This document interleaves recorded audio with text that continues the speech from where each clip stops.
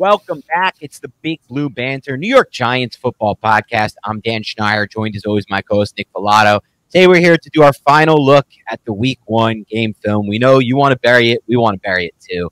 It wasn't pretty. It wasn't pretty on offense. And to be quite frank with you, Nick, I was a little disappointed with the defensive film as well. I thought watching the game that the film was going to be a little bit better than it was, but I saw a lot of issues that I saw last season, specifically against counter and power gap run schemes where second level was out of place. There were some moments, for sure, and there weren't any moments last year, so we can hang our hat on that. And we'll talk about some of the narratives that have surfaced from this game, specifically one about Kayvon Thibodeaux. But, you know, I'll be honest, Nick, this wasn't the defensive performance I was hoping for or expecting when I read that the Cowboys were going to be without Tyler Smith at left guard and with a banged-up Tyron Smith at left tackle. I thought maybe, just maybe, the Giants' defensive line could dominate like the Cowboys' defensive line did. And that would be the deciding factor for the game in a win for the Giants. Total opposite happened. Dallas Cowboys defensive line dominated. Giants defensive line, I don't know, man. It didn't look that great to me outside of obviously Dexter Lawrence, who had a pretty damn big. It's interesting, Dan. Obviously, this defense was put into a wildly precarious situation when they found themselves down 16-0, and it wasn't really their fault other than the fact that they did surrender the one field goal. But I looked at the fitting of the counter, because Dallas ran counter just as much as the New York Giants. I didn't think it was as bad as you just portrayed, personally. The play that I saw you put up on Twitter was pretty bad. I was underwhelmed with a couple players who were going to fit the run a little bit better and be a little bit more sturdy at the point of attack. Specifically, A'Shawn Robinson, a little bit underwhelmed with him. Azeez Ojulari, just from a variety of different things I was a little underwhelmed with. That's not necessarily pertaining to just the power gap. But Bobby Okereke, too. Bobby Okereke was one player that, after watching this tape, he left a little bit to be desired, to the point where I felt like personally Micah McFadden had a better game than him. And that's kind of crazy to think about. The Giants were not perfect. You were right. There were a couple plays where they weren't exactly where they needed to be. We'll go over a few of those. But I did still see a difference in the counter run defense. I mean, there better be a difference because last year it was absolutely atrocious. Yeah, there was definitely a difference. Like, there were some good moments, like I said, and last year there were no good moments. So I think that would be the difference. But I think maybe it was just the underwhelming feeling I had with Okereke as well. But I think in the reality of the situation, Nick, we may have just put the expectations too high on a player like Bobby Okereke because, look, he's not Fred Warner. None of those guys hit the free agent market. If he was that, the Colts would have never let him walk out that organization. He's a good piece. He's a piece you need, especially on a team that has nothing and no piece at linebacker. But I don't know if we can put it all on him. And I agree with you. Outside of that forced fumble he had, which was a really nice individual play by him, I didn't really feel like he had that great of a game either. And so it was not the best film. I think I was expecting a little bit more again against this front for Dallas, how banged up they were. It just seems crazy to me. And this is something you mentioned in your notes, Nick, that I maybe want to point to first. And here's what we'll do, by the way. We're going to talk a little bit about the coverages the Giants use, the personnel the Giants use. Then we're going to get into some play breakdowns, kind of like we did for the offensive podcast. For those who are new to the show, that's the expectation. Keep hanging through. We're going to talk a little bit overall. Then we're going to break down specific plays of film. And other than that, anything you guys want to know moving forward from film breakdowns, you can just reach out to Nick or I and tell us, and we can start to work that into the shows as well. But the point I was going to try to make, Nick, because this is something I saw in your notes, and I just find it so interesting. You talked about how the stunt game and the twist up front, it seems so easy for Dallas, right? But when the Giants run it, it doesn't look the same. And the Giants have Kayvon Thibodeaux, Azeez Ojulari, Dexter Lawrence, and Leonard Williams on our defensive line.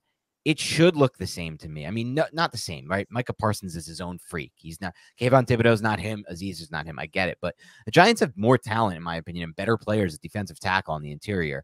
And it just feels to me like this is a coaching issue, if anything. I just find it hard to understand how, I've been watching this team for a long time, Nick, and it seems like we can't get the same kind of pressure with stunts and twists that a lot of other teams can get. Do you have any feeling on why that's the case? I just felt like they were a step behind what Dallas was. And it's easy to be a step behind what Dallas was in terms of their twist game because they were so crisp and so precise. It was right when the hammer went, the penetrator just looped around. It was like that the entire time. Or right when the penetrator went, well, I should say, the looper just looped right around and was right in Daniel Jones's face. They were running ET. They were running TE. The Giants tried linebacker tackle. So I guess LT, if you want to call it that, Lawrence Taylor shout out. type of twists up front. And it just didn't seem like the Giants' timing was as precise as, let's say, Dallas, like I said, but they seemed to tick slower. And there was the one play, which I believe we have in the YouTube or the clips that we're going to be going over here for the YouTube audience. Bobby Okereke like eliminated the center or the guard, and it freed up Leonard Williams, who looped around and hit Dak Prescott, but it didn't matter. Prescott still got rid of the football. I think a lot of that is attributable to Dak Prescott because he has a pretty quick release and he understands and senses pressure very well. And I'm not saying that's a slight Daniel Jones. Daniel Jones was under immense pressure relative to what Dak Prescott faced. But whenever the Giants did either win around the edge or create interior pressure through twists, Dak Prescott was like that, getting rid of the football to where it needed to be. That's a great point, too. And that goes into one of the more underrated aspects of Dak Prescott as a quarterback. It's his mental processing. He gets rid of the ball fast. Yes, he may put it in harm's way at times, and Dallas Cowboys fans are certainly feeling that way last season. But the reality of the situation is, watching this tape, you can see a noticeable, way that he gets rid of the football fast out of his hands. And that makes it really difficult. On the big play to CeeDee Lamb on the first drive, I thought he did an excellent job processing where the safeties and linebackers were, flipping his hips to the left and just getting that ball out of his hand right to CeeDee Lamb. Obviously, he was open, but it didn't matter. The fact that he was able to process that, you don't always see that. And so that was an issue. I just feel like overall, I did want to get your thoughts on maybe if you were as disappointed as I was that the Giants weren't able to take advantage of this banged up Dallas offensive line. But, it just feels like maybe they were a tick too late, Nick. But before we get into some of the tape, let's go over some of the coverages and personnel the Giants used. In this game, the Giants, like they had last year, played a lot of sub packages. They were in nickel 49.1% of the time, according to True Media. They were in dime 25.5% of the time. They were in 3-down line look 12.7% of the time and a 4-down line look 10.9% of the time, according to True Media. From a coverage standpoint, the Giants had 55 plays on defense. 1.8% of the plays they were in cover 2, according to True Media. 36.4 in cover 3, 9.1 in quarters, 9.3 in cover 6. No bracket coverage on any player. They played 2-man 1.8% of the time. Cover 0 7.3% of the time. I mean, you're only going to see that number like in the 7 to 10% range from like Wink Martindale and very few others. And then they played cover 1 20% of the time. Something and just for those who who are following along but don't exactly know, cover 1 is when we talk about those single high middle of the field closed safety looks. That's what cover 1 is, and they use with that man coverage with man coverage underneath, right? And otherwise it might be disguised as like cover 3 if they don't have man coverage behind it. So yeah, and that's what we got this game. Any thoughts on that before we get into some plays? The Giants were trying to diversify their coverages and trick Dak Prescott, but it just didn't necessarily work. And in terms of the cover 0, that's right in line with the DNA and the philosophy of Wink Martindale. The Giants were also trying to drum up some pressure on Dak Prescott, but the football was just out. And there were some incomplete passes. It's not like Dak Prescott completed a high percentage of his throws. So there were times when the pressure was getting home on Dak Prescott. Dak Prescott would throw a ball high to Brandon Cooks in the flat or try to force something to Michael Gallup when he was blanketed by Deonte Banks. So there are some positive takeaways from the defense when you do consider how bad of a situation they were put into. I just think relative to the expectations that we had with the defense, especially with the Tyler Smith injury and the injuries along the offensive line, it's still a little bit of a letdown. Yeah, I think the overall performance might be a letdown, but we're going to get to some of the positives. We'll do it after the play breakdowns. We're going to discuss Deonte Banks. We're going to show all his coverage snaps and break him down. He's the silver lining of this game. He had a really good game for a rookie corner, Nick. We talked all offseason about how hard it is for a rookie corner to acclimate himself to the NFL. We said, don't worry, guys, week 1 might be really bad for him. And I was impressed that the game did not look too big for him. And I felt the same way with Tre Hawkins. I have some reps we'll talk about, but Tre Hawkins, that run support that we saw in the preseason that was impressive, it was there again in week 1. He's going to be a physical player in run support. He's going to be a physical player on those underneath throws. I thought for both Hawkins and Banks, the game did not look too big. They had really good games for rookie, and that's the focus for the positives from this film. And we'll talk a little bit more about that as we go, Nick. We're also going to, after the film, dive into a few other things I just want to preview for the people right now. We're going to discuss this narrative that I've seen, surface a little bit on Twitter that Kayvon Thibodeaux is a bust. He had a bad game, 0 pressure, 0 sacks. We'll discuss why we feel a little bit different on that. We've talked a little about the new additions and how they fare. We'll talk a little bit more about players like Simmons, the 2 rookie corners. We'll talk about the run defense, where that's at. We'll talk a little bit about a few other things I thought that were just bad luck for the Giants. I felt like this was a bad field to be playing on. Obviously, the Cowboys were too, Nick, but did you notice how many times some Giants defenders just slipped on the field and it made a huge difference? I had one with a Dory that led to like a 15-yard dig route, a Okereke in the red zone on the Tony Pollard touchdown. Just interesting things from that standpoint. So Tre Hawkins slipped the ones too. Yep, Tre Hawkins on one. So it just felt like the field wasn't great, and obviously it's for both sides. But before we do any of that, let's get into some play breakdowns, Nick. So where do you want to start tonight? Yeah, Dan, I want to start with Deonte Banks PBU. This is a smart play from Deonte Banks, who is tasked on Brandon Cooks. You can see him in outside leverage with his ass turned towards the sideline a little bit. And Dallas is going to try to get tricky and run Jake Ferguson on this 7 type of route where it's basically just going to be a straight line towards the back pylon, where number 3, Brandon Cooks, is basically just there to hold Deonte Banks in place. And they're also going to leak Tony Pollard out there, kind of create a 3-level read to that side where the rookie cornerback is. And I just love how disciplined Deonte Banks is with his eyes here to keep it towards the number 2 and the number 3 who are coming in his direction, while also feeling out and expanding outward on Brandon Cooks, because he has to worry about Brandon Cooks. Brandon Cooks is right in his face. Brandon Cooks is a very savvy veteran wide receiver, but you can see he has his eyes on the number 3 to the flat. He has his eyes after the number 3 to the flat goes back inside. He transitions right to the 7 route. He transitions to Jake Ferguson. That's a pretty damn smart play. And then he reacts, comes off of it, and helps Xavier McKinney out to force this PBU. And I also want to say one more thing. I felt like Xavier McKinney in coverage, pretty damn good. I might have another play where, yeah, he had another one. It might have been against Jake Ferguson. So maybe we take that for what it's worth. But he was in position often when he was tasked in man coverage, which we saw against TJ Hawkinson in the playoffs last year. Very smart play, though, here by Deonte Banks. And it's a really good sign. This was my favorite play of the game by the Giants defense, with the exception of maybe a couple Dexter Lawrence pass rushes that were interesting too. Yeah. But it's just a really good sign to see a rookie cornerback making a savvy heads-up, high IQ play like this in week 1 of his rookie season, because you don't always see that. Most of the time you see the opposite. You see a mental lapse, you see a mental breakdown. This is really smart stuff. And I can't even remember too many times, Nick, and you could correct me, last season where I saw too many Giants corners making plays like this, where they came off their coverage. There was obviously some examples and tried to help the other defender here. And I'm not so sure that if he doesn't get in the mix here, this isn't a touchdown. I think Xavier McKinney was going to do enough to knock this ball away, but you're right. It's close enough. Just a savvy play from a rookie, and you love to see that. Also, this is a 1st and goal. Just interesting to see the Giants come out here with 2 linemen and then 2 edge rushers, one being Jihad Ward, the other one being Kayvon Thibodeaux. It's one of Kayvon Thibodeaux's bad rushes. You can see Kayvon Thibodeaux attempts to go with a swipe. He kind of gets baited into it, it looks like. Looks like he's going to try to swipe down or go with the bull rush.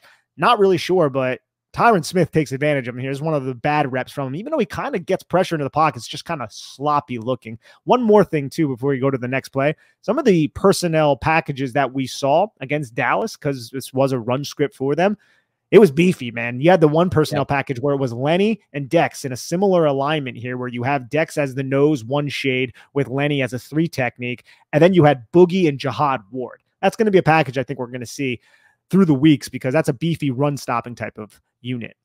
And I'll say this, Nick, just rolling it back a little for a second. Look, I get it. He gets there eventually, but you know, he's got a one-on-one situation against a backup left guard. I'd love to see a quick win here for Leonard Williams and a disruption of the throw. I just feel like we didn't get enough of that. Out of all the players I was probably disappointed in the most on both sides of the ball, Leonard Williams is way up there on that list for me, Nick, just because of the matchup. You're facing a backup left guard. You're making $33 million against the cap this year. We need you, and you supposedly had a great offseason.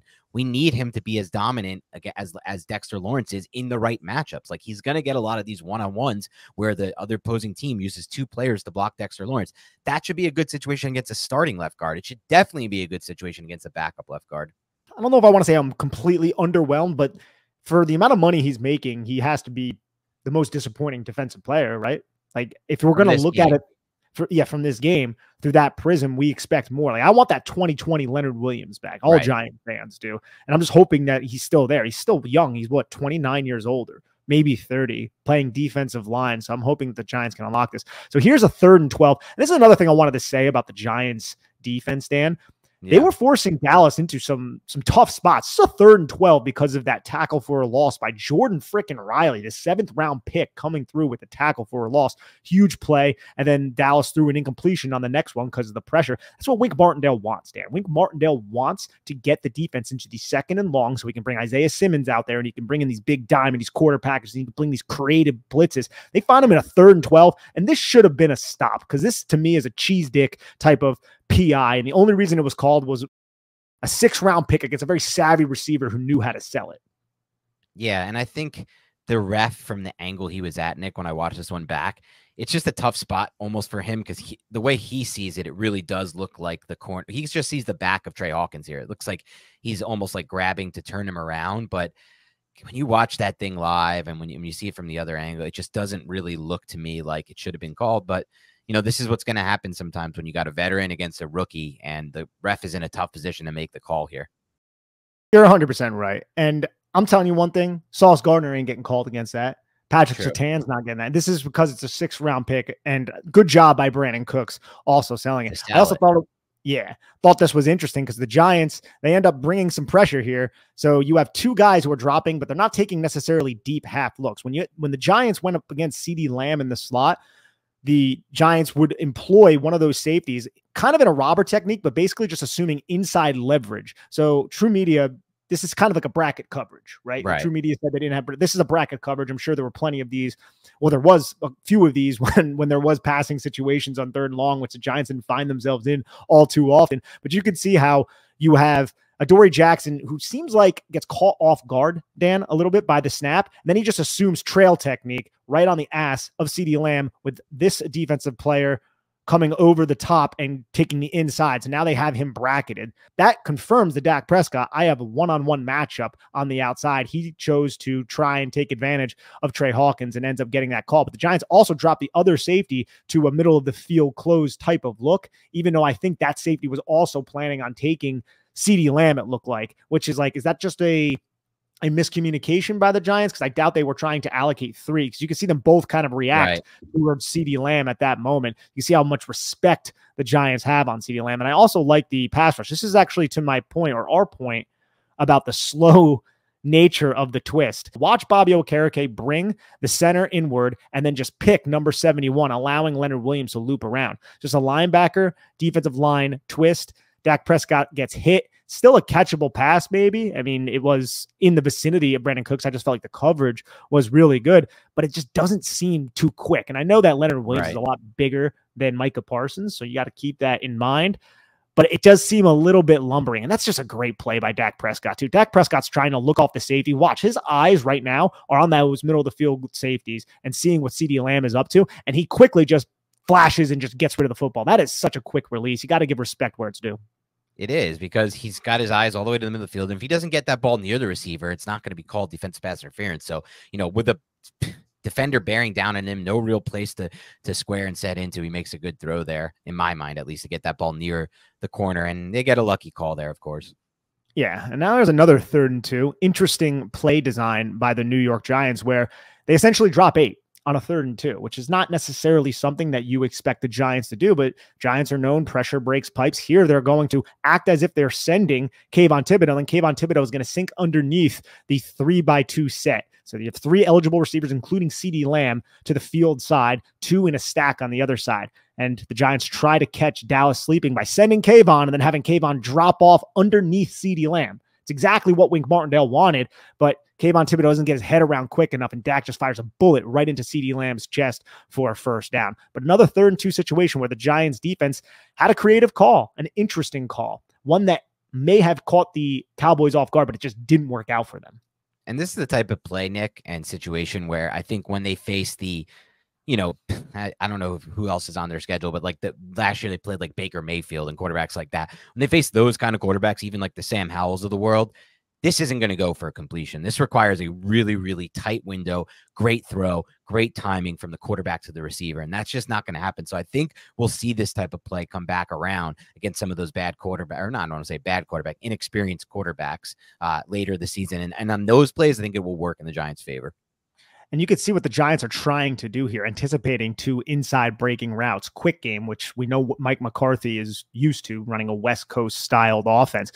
The cornerback at the top of the screen is an outside leverage, basically saying, hey, look, you have an inside release to CeeDee Lamb, throw the football, and the Giants try to bait it by having that KT do that and then sink right underneath, with Bobby Okereke also flowing outside to undercut the tight end and CeeDee Lamb. That's exactly what the Giants wanted. They just didn't execute it.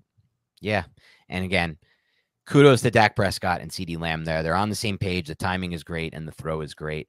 Before you get to this next play, Nick, I did want to ask you, I have it in my notes and we could bring it up at, you know what? I'll save it for later because it's more of an overall question. So keep rolling. I just wanted to show Dexter Lawrence, who he had 4 pressures in this game, and I get he didn't sack, but holy crap. Your guy, Tyler Biadasz from Wisconsin, had his hands full all game. Dexter Lawrence was bullying this poor dude, and the Giants just do such a great job getting Dexter Lawrence into one-on-one situations. It's what they do. They do it so well, and they do it right here on a 2nd and 10, another passing situation. The Giants take Bobby Okereke. They put him right in the A-gap, which is going to force Tony Pollard to go to that A-gap, giving Dexter Lawrence that one-on-one matchup, since you have 2 wide rushers in Isaiah Simmons and Azeez Ojulari, who are both going to come. So you have a 3-on-1 or 3-on-3 scheduled over here with Bobby Okereke dropping off, wasting blockers, wasting Tony Pollard, who isn't going to do anything in pass protection on this play. So if this guard panics and wants to help Tyler Biadasz out and go after Dexter Lawrence, then you're going to have a 2v1 against Tyron Smith with Azeez Ojulari and Isaiah Simmons. So I just love the fact that the Giants consistently generate 1v1 matchups. And this goes as an incomplete pass, which sets up a 3rd and 10 situation towards the end of the first half. So I just wanted to kind of highlight, I trust Wink Martindale to put his personnel into the best positions, and B, Dexter Lawrence is a freaking beast. Let's not worry about him. Yeah, those types of simulated pressures and those types of situations where you have wasted blockers, they're going to really haunt, hopefully, the Cardinals this week, because Josh Dobbs is just not the type of quarterback, in my opinion, who can process anywhere near as fast as Dak Prescott can process. I have no like, as much as I said earlier, like I was disappointed by the film, it's more so just because I thought the Giants could take advantage of a banged up O-line. But next week, I think the Giants defense is going to be the stars of the show in a game where they should beat the Cardinals. And a simulated pressure, it's not just a term that Dan and I use flippantly. A simulated pressure is when a team sends only 4 rushers, which we see here, and one of them is a non-traditional rusher, being Isaiah Simmons on this play, and then Giants drop Kayvon Thibodeaux off the line of scrimmage into coverage, which they did, I think, 4 times. Kayvon Thibodeaux is tasked to wall off any inside breaking route. Because we have this bunch. Kayvon Thibodeaux's job is to wall him off. What I mean by wall off, it means don't allow him to get inside or disrupt his route within 5 yards of the line of scrimmage if they attempt to run a shallow drag, which is exactly what Dallas attempted to do. Kayvon kind of overplayed it a little bit, but then he gets his hands on that player, disrupts the route long enough to allow Dexter Lawrence to get home in the one-on-one matchup that was schemed up. So see how everything kind of works together. This is a well-played 2nd and 10 by New York. Yep, and they got out of that half without giving up any more points.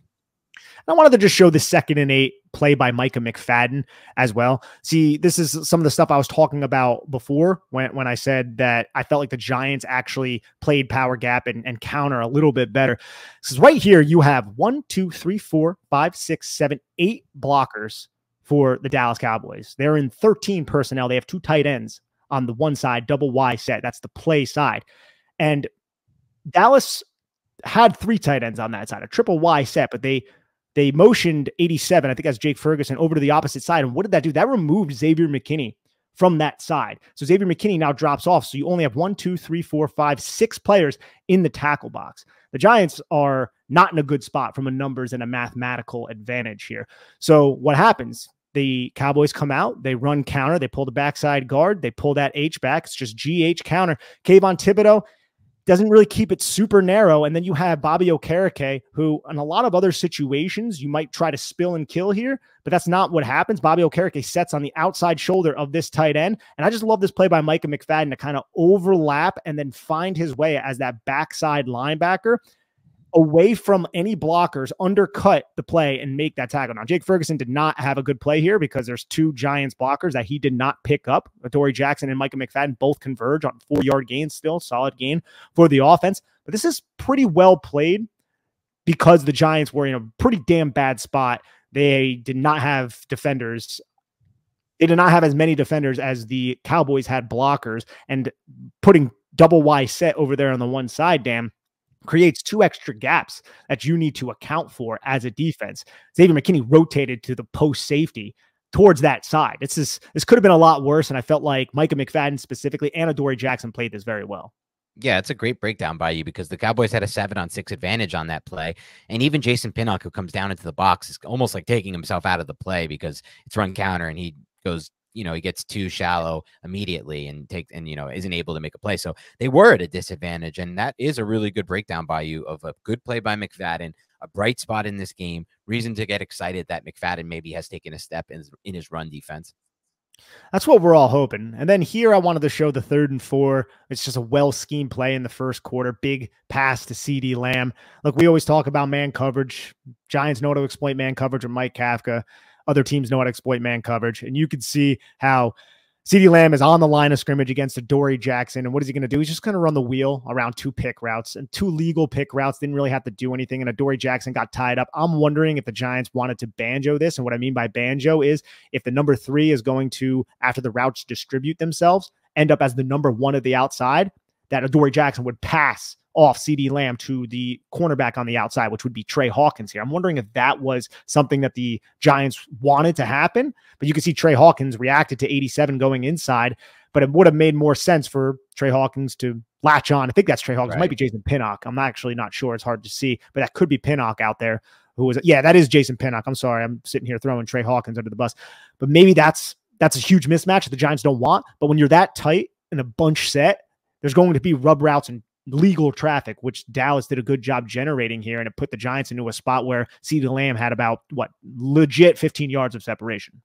Yeah, he was wide open, and this is a good example of a really good job, in my opinion, by Dak Prescott to process, because you could just see from his eyes on that play that he's looking right, he's confirming where the safeties and linebackers are, and he's slipping back to the left. And in a lot of ways, the pressure was there. The pressure got to him right before he made that throw. And it's in some ways similar to the play the Giants had on 2nd and 18, or on 3rd, the pick 6 the Giants had, where Daniel Jones is looking right, flips back left, and checks down to Barkley when there was a wide open receiver running down the sideline. And everyone says, how is he supposed to be able to know where that receiver is? Like, how is that on him? The pressure was coming. Well, on this play, the pressure was coming on Dak, and Dak is well aware of where that open receiver CeeDee Lamb is. And so that's kind of the things Nick and I have discussed about, just being able to process the field a little bit better post snap.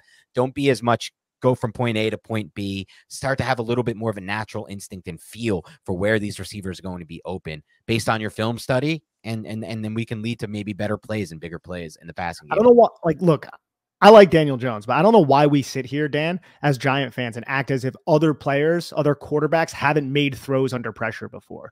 We're making way too many excuses for Daniel Jones. And I'm not saying that this loss is all at the feet of Daniel Jones. If you listen to this podcast for a while, I've stuck up for Daniel Jones for years, but we have to criticize him when he deserves criticism. And the fact that people are not really getting that, or not putting together the fact that the pressure sucked. I get it. He was under pressure. He was rattled. That can happen. And he can also make mistakes. Both those things can coexist. Football is a collective sport. Blame doesn't just lay at the feet of one player. Okay. So I just want to say that, because this whole conversation and people on Twitter just going nuts whenever someone decides to add some criticism to Daniel Jones, it's childish, and it's stupid and silly. It is. I unfortunately don't think it's going to get through to the people who are on that side of it, because it reminds me of politics in a lot of ways. Once you're dug in, you're dug in.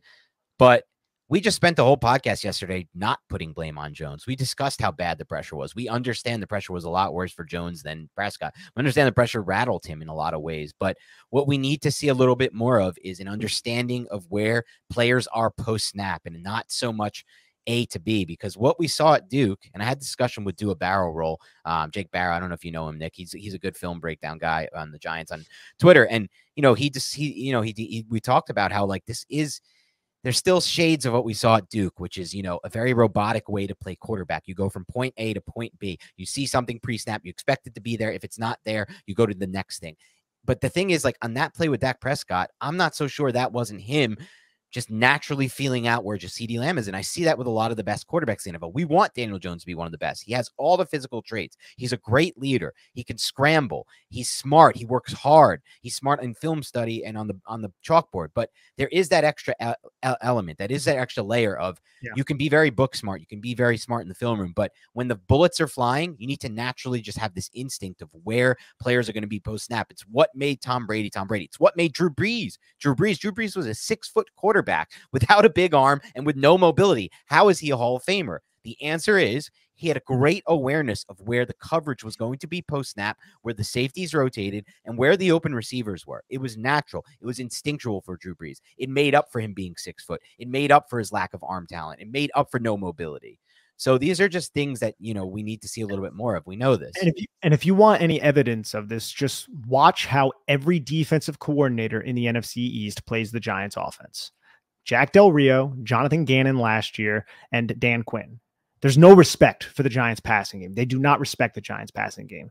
It's unfortunate, but if you go through the film, which we did last year, they did not respect the Giants to throw to the field side. The Giants need to start hitting some of those plays to the field side. And then Isaiah Hodgins, one that we brought up, I believe, was a field side throw. Yes. It's just passes that the Giants don't make frequently. They work the short side of the field a lot with quick half field reads, quick passing concepts, and then that or the check down.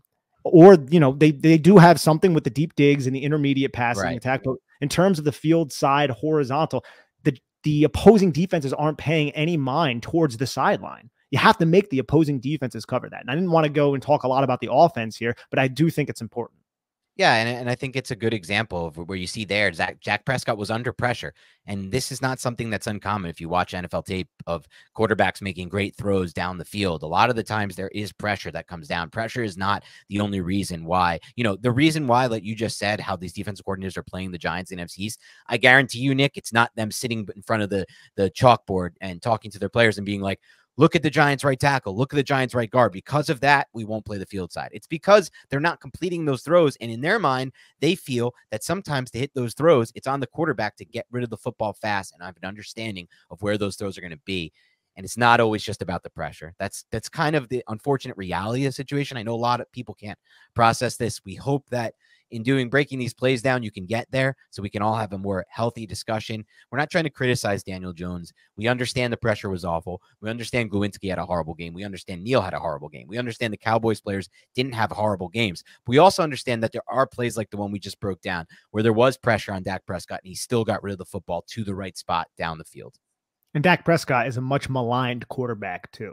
That's a quarterback that a lot of people say sucks, which I think is ridiculous personally. He makes mistakes, but he's not a shitty quarterback, Dak Prescott. But back to the Giants defense, something that I saw a decent amount and Dallas had success with it. And this is to your point about a little bit of concern with the run defense.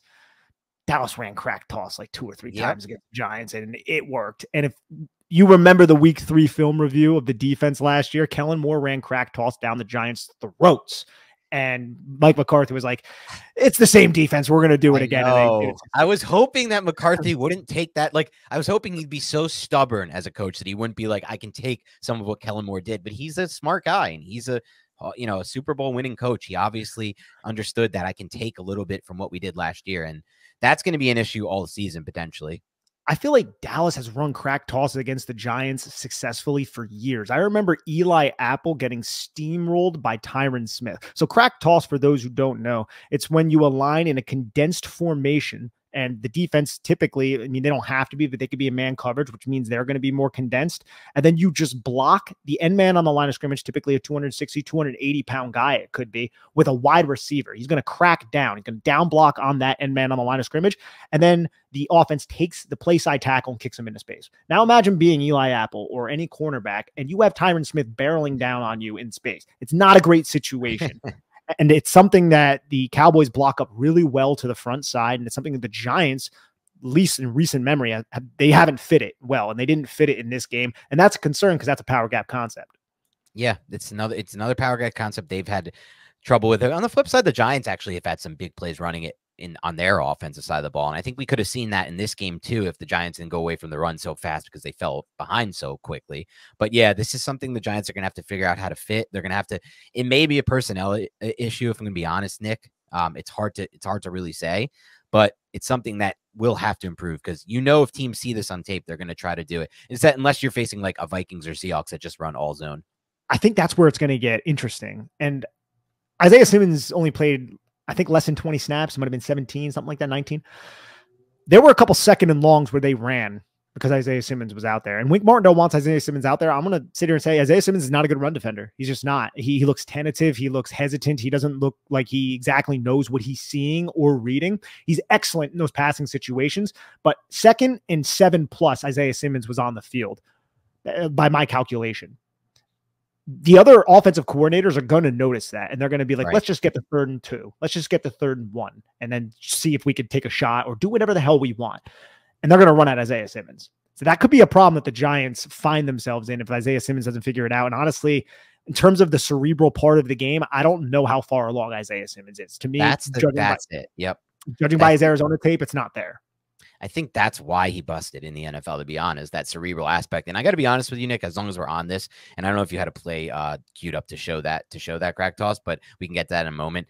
Did you see the play at 11:05 in the second quarter, a third down situation, a 3rd and 8?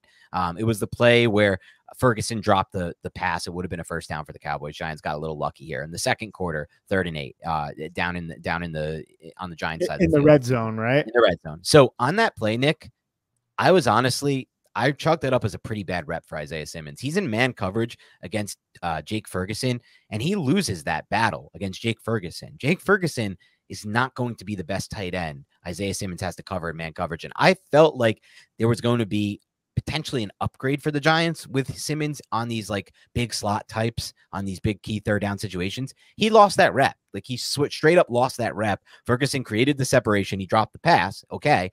But that was a little disappointing. I had that rep circled from Simmons because I was expecting, maybe he is going to still be that guy who can't help and run defense and is almost at sometimes a liability, like you mentioned. But at least he's going to be a guy that I can trust to win these one-on-one matchups and as a pass rusher, but also as a big slot in coverage. That's kind of where I thought he could help the Giants and allow McKinney to do other things. Now I'm not so sure.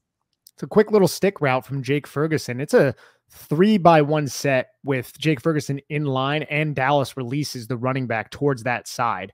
So you have just a ton of defenders and in that area because there's so many offensive players, and it's man coverage with 2 high, but you could see how the 2 high is kind of really only 1 high. The play side safety towards CeeDee Lamb just went with CeeDee Lamb the entire time. Again, like a lot of attention was paid to CeeDee Lamb, rightfully so. But Jake Ferguson just kind of pushes off Isaiah Simmons, it looks like, and creates about 2 or 3 yards of separation on a quick little stick route. You're right, man. That could have been a push-up. You can't really see if the arm is extended. You can't see it on really either tape, but it does look like Jake Ferguson does a really good job. Like we always say, when you want to create separation as a receiver, you don't extend your arm. You lean into the contact. You lean into that defender, and then when you go to break, you just flipper him. You just give him basically an elbow. You elbow him in the chest, and then you subtly push off and you create that separation. That's what I think happened there. I'm hoping that Jake Ferguson isn't creating ample separation against Isaiah Simmons. That would be pretty terrible. But I think it was just good route running by Jake Ferguson to create that separation against a defender who isn't necessarily the most reactive. That's fair. And maybe it was that kind of situation, and I can take a little off Simmons' plate there. I just expected that to be a matchup he would win on a key 3rd down situation. Oh, I agree. Trust me. I 100% agree. It should have been a catch. Jake Ferguson's interesting because he's getting a lot of red zone looks. He's going to be involved in this offense. We've talked a lot about how the Dallas Cowboys, they love using their tight end, but he didn't really look that great. No, he did not. And that's obviously a Wisconsin player, but I still have to admit that to be the truth. Yeah, man, I know it's hard for you. It's difficult. Tyler Biadasz didn't look that great either, but who looks good against Dexter Lawrence? True. All right. Do we have any other plays we want to touch on before we get into some narratives and talk a little bit about Deonte Banks? I have no more clips of plays, but maybe I can run some Micah McFadden plays and we could just talk, or maybe I'll run some Deonte Banks coverage ones and we could just talk. So let's get into that. Yeah, let's get into Banks first. And there's some other stuff I want to talk about outside the film too that I want to get your takes on, which we'll get to at the end. But let's run Banks because Banks was the bright spot in this game. Banks had we discussed it a little bit earlier. Banks had a really, really good game for a week 1 rookie player. And I thought his coverage was sticky. I thought he showed some savviness at times. And I thought there was one really, really good rep of coverage against Brandon Cooks. I think we're going to see in this as well. So let's start running through it, Nick. Here it is. Yeah, no, we just have Deonte Banks. We're not going to break the plays down necessarily, but you could see him circled. You could see what's going on. We just went over this play, but Deonte Banks, to me, was in position a lot. It wasn't even as if he wasn't perfect. You'll see here, some of his punches were imprecise. That one was one of the better punches that he had. But his recovery speed is something that I love. He can take risks because of his natural athletic ability. And it's one of the things we loved about him when he was at Illinois. He could take those risks. He can jam. And if he misses the jam, I trust his ability to flip his hips, quickly accelerate, and find the near hip and get back into phase, which happened on one play.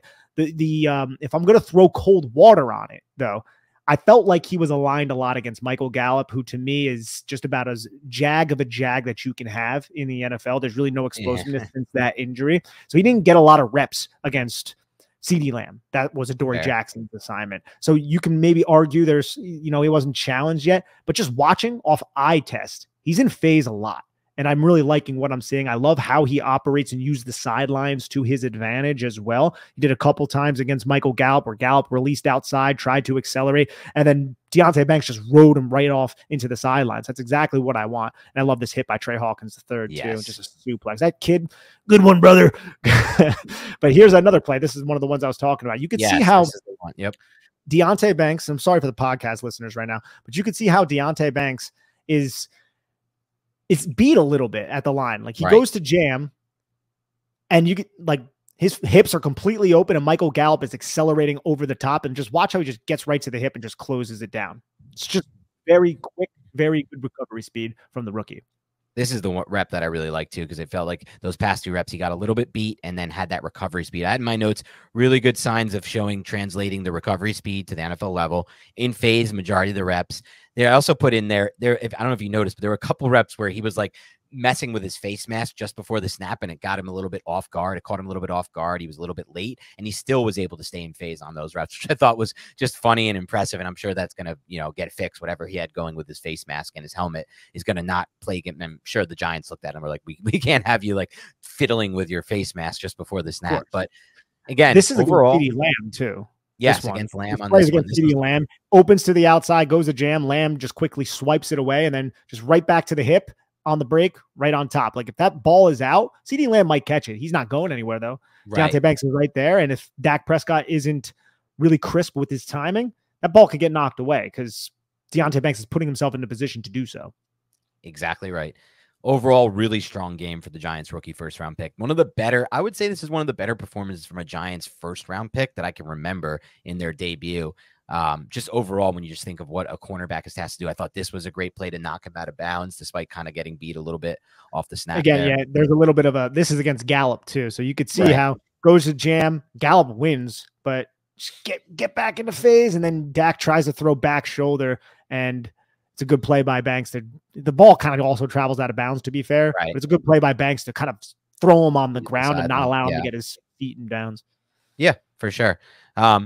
Let's dive into some other thoughts I had on this game and you had on this game, Nick. I'll start by saying Tre Hawkins, I mentioned this earlier. I thought he had a pretty good game. I thought he was physical in run support. I thought he was physical on a couple of his tackles. Did a good job of, I remember watching from that Lions preseason game, reacting to plays that were thrown underneath, even if they weren't to the man he was covering, and wrapping up and making tackles on those plays.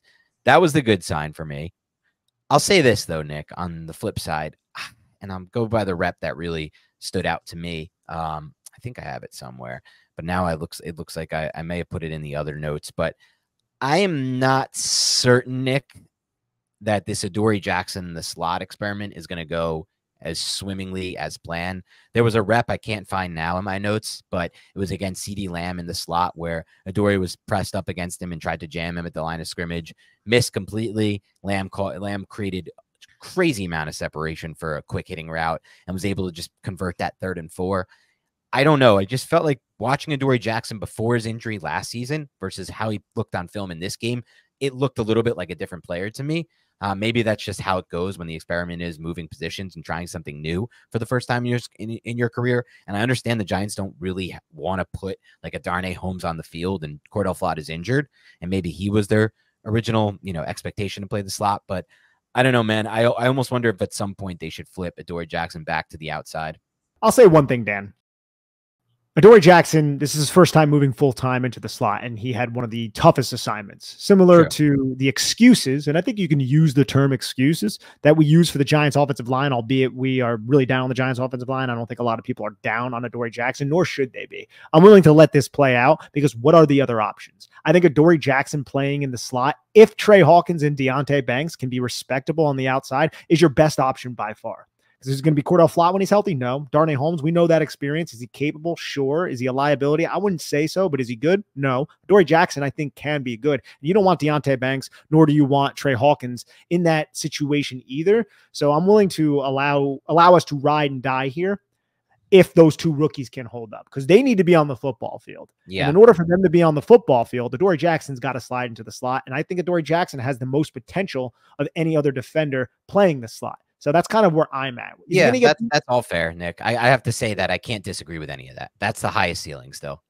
Yeah, and he's going to lose, especially when he's going up against CeeDee. Like, who's a better slot receiver than CeeDee Lamb in terms of just explosiveness? Like, you can say Cooper Kupp, who is injured right now. I get it. He's great at manipulating and finding space and all of that. But CeeDee Lamb is explosive. He can be aligned anywhere, and Dallas wants to use him in that manner, which they did. And he didn't even do that much, mainly because he didn't really have to do all that much. But yeah, I didn't come away thinking that Adoree Jackson is a big issue with the defense. Not a big issue, and I don't want to make it seem like that, because that's not how I feel. I just feel like watching Adoree Jackson last year when he's on the outside and he can play a little bit off the ball on that boundary, he just looks so natural and smooth, the speed turns. And then when he's pressed up against CeeDee Lamb, like on that 3rd and 4, and he's trying to jam, it just doesn't look like what he's best at. And another thing I know Adoree Jackson's excellent at is using the sideline. Right. Not even just in man coverage, like we don't get to do that in the slot. Exactly. Yeah. Not even just like we were just going over with Deonte Banks, where you just squeeze him off the red line and use the sideline as an extra defender. But when you're in zone coverage and you're in that quarter turn and you're keeping your eyes on the release and pattern match of the number 2 or the number 3 to the flat, and you're just kind of executing a turn where you're moving depth to cut off the angle of the number 1 if he does go vertical. There are plays like that all throughout Adoree Jackson's tape here with the New York Giants, where he was able to basically remove 2 threats from the quarterback on smash type of concepts. I think he's excellent in that role, and that's not something he's going to be able to do in the slot. Exactly. So it's less so me being concerned with him being a liability in the slot, and more so looking at it like, are we maximizing the player's skill set and what they're best at? And I know, the overall thing here might just be, well, maybe we're not maximizing Adoree, but we're maximizing the Giants' pass defense, because it's better to have those 3 on the field than having Adoree on the outside and Darnay in the slot, for example. And I think that's what you're getting at as well. And I think that's probably right. So I just think it's a problem or not even a problem, just something they'll deal with. By the way, just a quick thing, we're not going to put this clip up, but those of you want to see one of the plays I was referencing from Tre Hawkins earlier, the 3rd and 8 with 14:23 in the second quarter, that was a play the Giants actually didn't let the Cowboys convert a 3rd down on. And I thought it was a really good job by Tre Hawkins to quickly diagnose the underneath throw to Pollard and help Isaiah Simmons in run support on that one. So you can check that one out. 3rd and 8, 14:23 in the second quarter.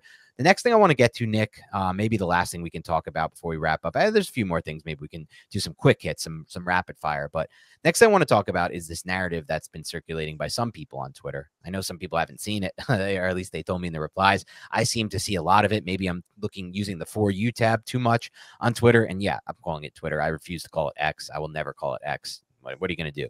What's anyone going to do about that? Nothing. So I'll just call it Twitter like it should be. But that Kayvon Thibodeaux is a bust, right? He had no pressures. I mean, guys, can we use a little context here? The Cowboys barely ran any true pass sets in this game. I think Bobby Skinner replied, or you might have replied, Nick, with like the amount of actual true pass sets the Cowboys used. And on the flip side, I thought this might have been Kayvon Thibodeaux's best game in run defense of his entire career, Nick. And I don't remember every game from last year, so there could have been one that was slightly better last year, but it was definitely in the upper echelon of games. I know you're showing a rep here. I have a few reps in my notes that I loved. I thought the 2nd and 8 with 11:45 in the 12th quarter. I think this might actually be in the second quarter. This might actually be the one where he gets penetration and forces the run back inside. Like, there were just examples of him penetrating into the backfield to stop run, or to, I should say, throw off run plays. And then also examples of him setting a strong edge, which I thought was something we didn't always see last season. So you may call him a bust because he didn't get a chance to rush the passer that much in this game. But I thought Kayvon Thibodeaux took a really big step in run defense, and that's something I was looking to see this season. Yeah, he's fine. And I love how he outsmarts Tyron Smith on this one, because watch him just jab that foot outside. He jabs that foot outside, acting as if he's going to set the edge, and that gets Tyron Smith the lean. At this moment, Tyron Smith's momentum is going forward into contact that he's expecting to be there.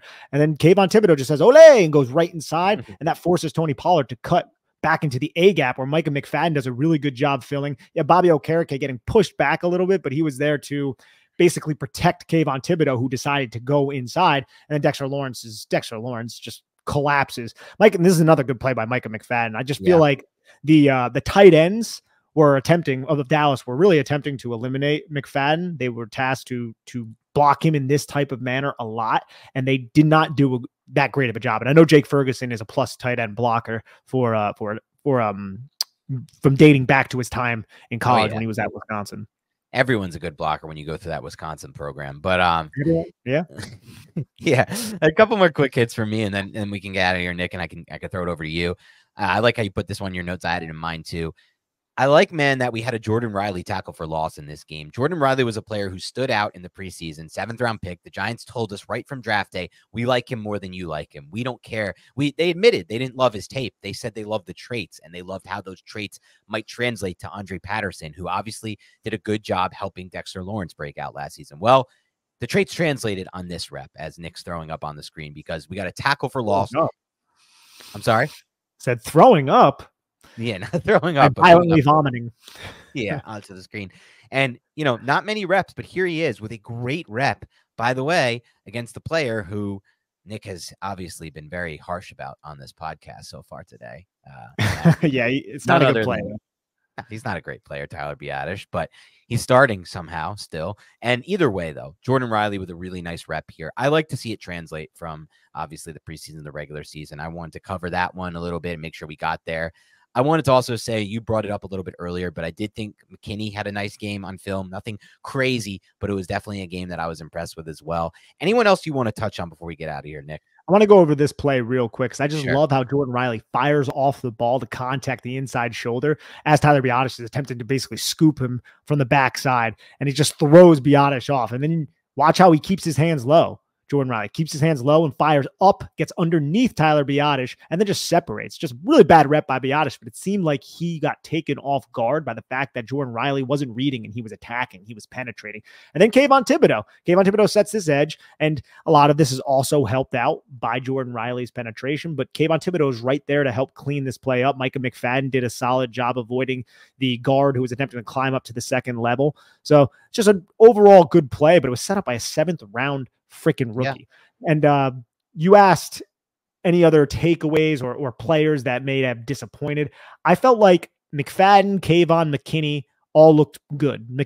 Pinnock also looked solid. There was nothing that I took away from Pinnock that I was like, oh, that was bad. Very physical player, similar to Tre Hawkins, who I felt like had a solid game. And then Dexter Lawrence, absolute beast.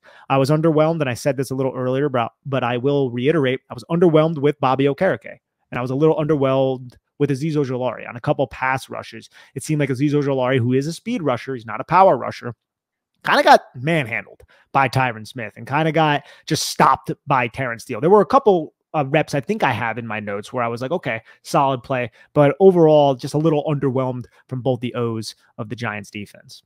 You covered it great, and I just want to throw Leonard Williams in there. I just expected a little more against the backup there, but we didn't get it. And obviously, limited opportunities for the Giants pass rush. That's my main takeaway here. I just want to give you one more chance to, though. You are debunking this Kayvon Thibodeaux narrative, I assume, as well, right? Yeah, no, I don't feel that way. Now, I think you can say he didn't necessarily fully live up to the top 5 potential last season. He had 4 sacks. 2 of them were unblocked. The other 2 were possibly game-clinching type of sacks. And, well, the one was definitely against Lamar Jackson in Baltimore. But I think he gets a lot of pressure. I think he's a good run defender. I think he's a very smart player. I can understand people being a little frustrated that he's not having, 10 sacks a season as a top 5 pick. I think that's a little bit unfair. He's also in a defense that's dropping him into coverage more than a lot of other defenses would. Handles a lot of different roles. I do not think he's a bust. No, I tweeted as much, and I think I mentioned X on Twitter. I'm trying to transition myself off of Twitter, wean myself off of Twitter, and I said X, but yeah, no, I'm not there. I'm not even there with Evan Neal saying he's a bust. No, I think it's still premature, but I'm worried. I am pretty damn worried about Evan Neal. I went through, if anybody wants, I did a film breakdown on Big Blue View of him and Mark Lewinsky. That was by far his worst game of his entire career, because we know that his worst game up till that point was week 3 of last season. Same matchup. Same matchup. This one was a lot worse. There's a lot worse of a situation to find yourself in, down by that much with the Giants coaching staff that was like, fuck it, we're just going to throw the football and try to establish a rhythm and put our players into harm's way. But yeah, now Evan Neal is one that I'm a little worried about. Yeah, and we'll have to see what happens there, because we may need him to step up even more if Andrew Thomas is forced to miss time. We haven't had too many updates yet on the Thomas hamstring injury, but according to Dan Duggan today, he's gathered a little bit of information, and he thinks it's not going to be that serious of a long-term injury, but it could be like a weekly, miss a few weeks type of injury. And obviously the Giants really can't afford any time missed with Andrew Thomas. And I'm just going to say it again. I really hope he's not missing extra time because they dragged him back on that field at 26-0 and 13-0. And for those who respond to me, the players want to play. It's not their decision. What are you talking about? Like, what is that? What is this? Backyard football? It's not backyard football. This is the NFL, and decision makers have to put forward the future of the team more than a game where you're down 26-0 or 33-0, and the game is all intents and purposes over. So that argument holds zero weight for me, and I just think they should have put the future of this season ahead of winning that game. Or at times, as Dable said, we wanted to put something positive on the board, right?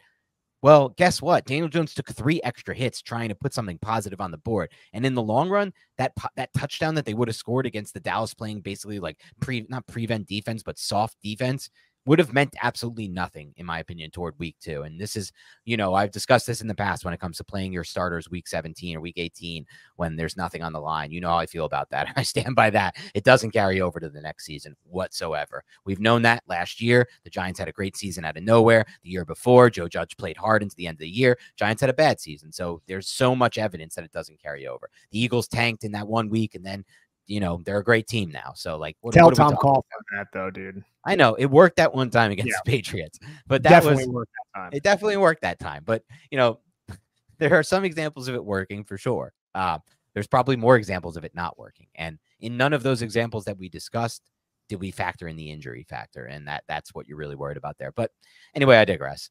Key takeaways from this: be excited about Deonte Banks. Be excited about debunk that Kayvon Thibodeaux narrative. And let's move on to week 2, Nick, because it's a big game for the Giants. They are in a must-win situation. If they lose to the Cardinals, things are going to get really ugly around here pretty fast. You're going to be hearing somebody screaming because I'm more than likely going to be at that game. And I'm going to be, I'll give information on the last podcast, the preview podcast for anybody who wants, because I'll probably be going to a bar beforehand to watch the 1 o'clock Eastern games. That's and cool. People can meet up. And I think it's a bar where like a lot of Giant fans, there's like an event there for Giant fans. So that's cool. New York needs to come out. We need to win this football game. And we'll I don't expect Andrew Thomas to play either because this is a short week, no matter what. And they have San Francisco after it. And they have San Francisco after. And do you really want Josh Azudu going up against Nick Bosa? Like I'm not a doctor. We don't know the severity of the injury. I'd be surprised if Andrew Thomas is out there with the information we have now. I would agree with that. I think Andrew Thomas will miss at least this game. Hopefully it's not more than that. We'll have to see. And more so for me, man, I hope it's just not a lingering injury.